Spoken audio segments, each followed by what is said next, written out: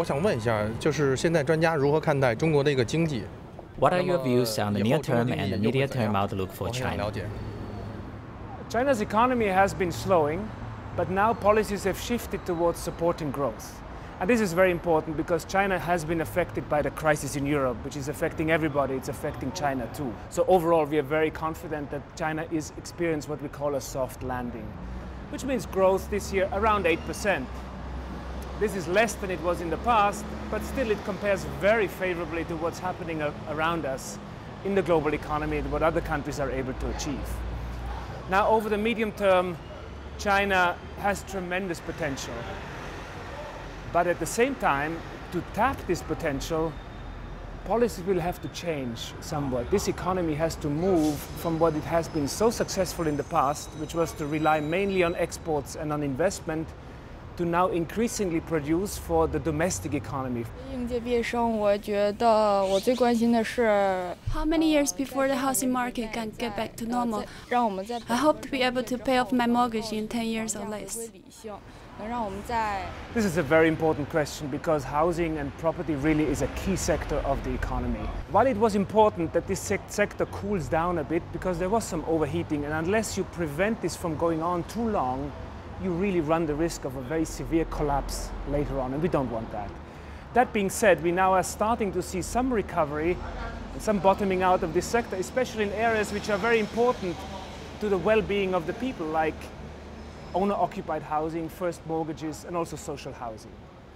At the same time, more fundamentally, we now have seen 3 property cycles over the last 10 years.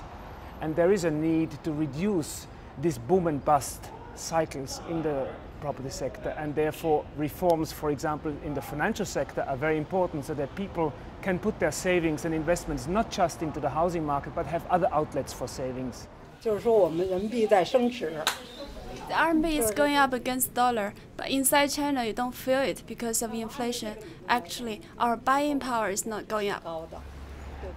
The international buying power of the renminbi has gone up by about 7% over the past 2 years, and actually by almost 30% since 2005, when the renminbi was first untied from the peg to the US dollar. Now, you may not feel that very much if you live in China and consume mainly domestically produced goods. But you certainly can buy more imported goods from China, or when you travel abroad, you're better off today. I might add 2 other points. What you can buy with your domestic salary has also been eaten into by inflation. And therefore it was very important that the government implement policies to reduce and cool down this inflation over the past few years.